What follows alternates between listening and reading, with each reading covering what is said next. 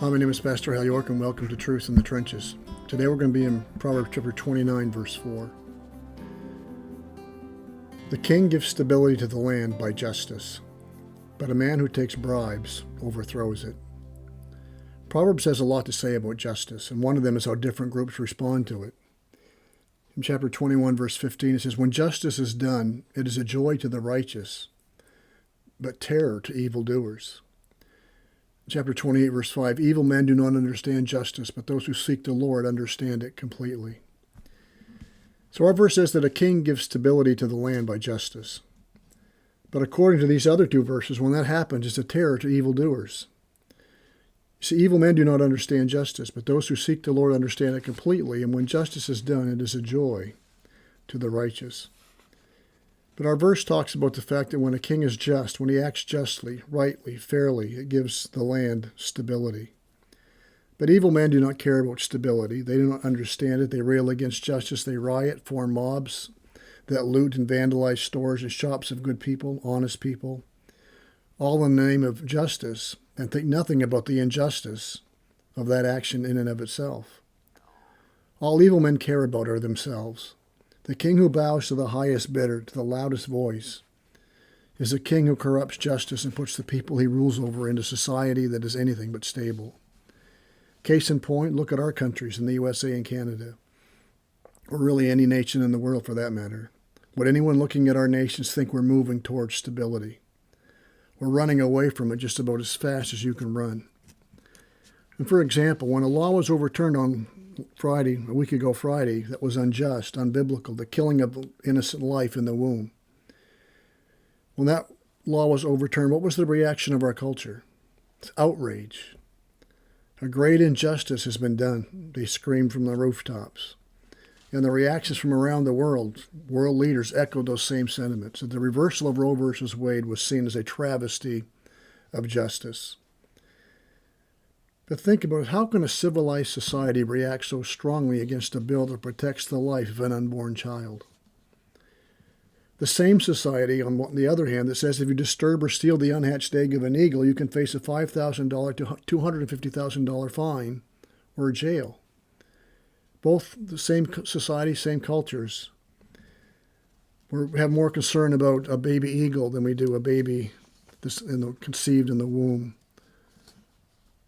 It's tragic. Evil men do not understand justice. Abortion is about morality.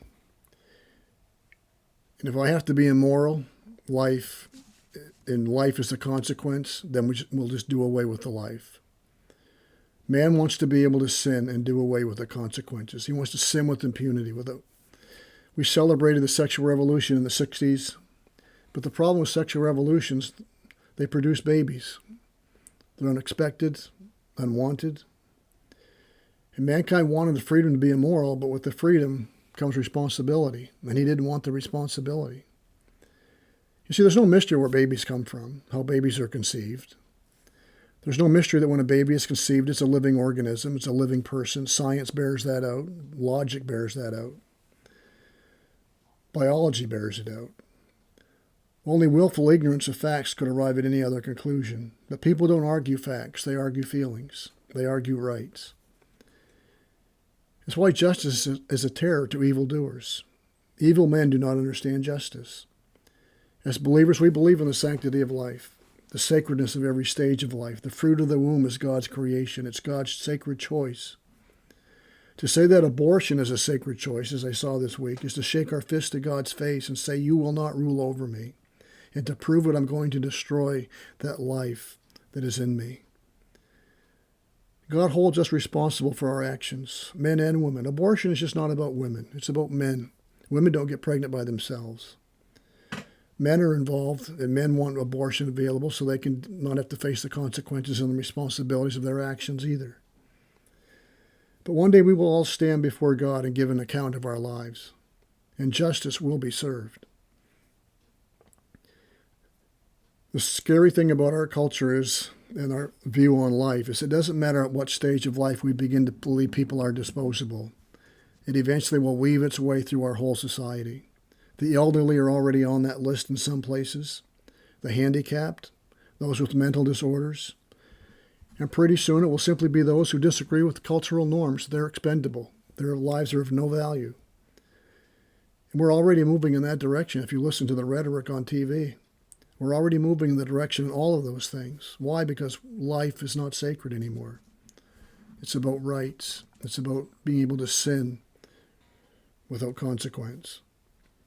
Not being put out by things that happen that we don't expect or we don't want.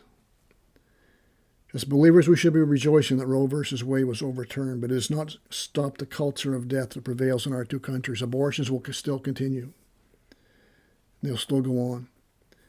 So we need to continue to pray, preach, and proclaim the good news of the gospel of Jesus Christ. That's the answer. It's not railing against people and rioting and picketing and doing all the stuff that they do to protest. There's one hope in our society, one hope, and it's Jesus Christ. The gospel of Christ is man's only hope. The gospel demonstrates God's wrath against sin. But his wrath was poured out on his own son, Jesus Christ, as he hung on the cross for those who believe in him.